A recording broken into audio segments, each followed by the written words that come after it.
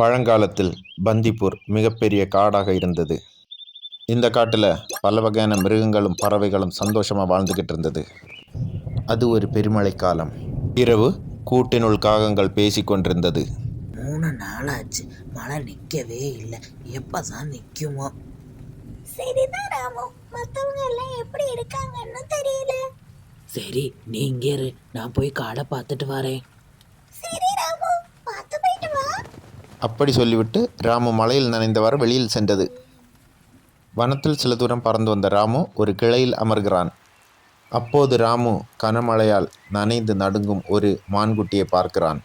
அச்சோ, இந்த மானுக்கு வீட்டுக்கு போகிற வழி மாறிடுச்சுன்னு நினைக்கிறேன். நான் போய் உதவி பண்ணுறேன். ராமு அப்படி நினைப்பதற்குள் அங்கு மரத்தடியில் ஒளிந்திருக்கும் ஒரு புலியை பார்க்கிறான். இவன் யாரு? இந்த காட்டில் உள்ளவன் இல்லையே. ராமு புலியின் அருகில் சென்றான். ஆமா, நீ யாரு? இங்குள்ளவன் இல்லையே, எங்கிருந்து வந்த? புலி ராமுவை பார்த்து சொல்கிறது. நீ சொன்னது சரிதான், நான் இங்க உள்ளவே இல்லை. நான் என்னோட காட்டுக்கு போகும்போது மழை பெஞ்சது, அதனாலதான் நான் இங்கே நிற்கிறேன். மழை நின்னதுக்கு பிறகு நான் போயிடுவேன். அதுக்கப்புறம் ராமு மான்குட்டியின் அருகில் சென்றது. மான்குட்டி, நீ ஏன் இங்க ஒத்தையில இருக்க? உங்க அம்மா எங்க? என் பேரு ரிங்கு. நான் விளையாடிட்டு இருக்கும்போது வழி மாறி இங்க வந்துட்டேன். எனக்கு வீட்டுக்கு போற வழி தெரியல. எங்க அம்மா என்ன தேடிட்டு இருக்கும். அப்படி சொல்லி மான்குட்டி அழத் தொடங்கியது. ராமு மான்குட்டியிடம், நீ அழாத, நான் உங்க அம்மா கிட்ட கொண்டு சேர்க்கிறேன், வா. இருவரும் நடந்து செல்லும்போது தனது குட்டியை தேடி தாய்மான் வருகிறது. எங்கே போயிருந்த ரிங்கு? நான் எவ்வளோ பயந்துட்டேன்னு தெரியுமா? இப்படியெல்லாம் ஒத்தையில போகாத, சரியா? மழையில அவனுக்கு வழி மாறி போயிடுச்சு, ரொம்ப பயந்துட்டான். ரொம்ப நன்றி ராமு. ரிங்கு தனது தாயுடன் வீட்டிற்கு சென்றது. தனது கூன்றுக்கு திரும்ப வந்த ராமு நடந்தவற்றை மல்லியிடம் சொல்லியது. எனக்கு நம்ம அந்த புலி மான்குட்டியை வேட்டையாடத்துக்கு தான் வந்தது போல தோணுது. இல்லை கண்மணி, மழை நின்னதுக்கு பிறகு அவன் போயிடுவான். மறுநாள் மழை நின்றது. மல்லியும் ராமுவும் மரக்கிளையில் அமர்ந்திருக்க மற்றொரு பறவை அவர்களிடம் வந்து சொன்னது. ராமு, அங்க குட்டியை காணலன்னு சொல்லி மானம்மா அங்கே அழுதுட்டு இருந்துச்சு. எந்தம்மா?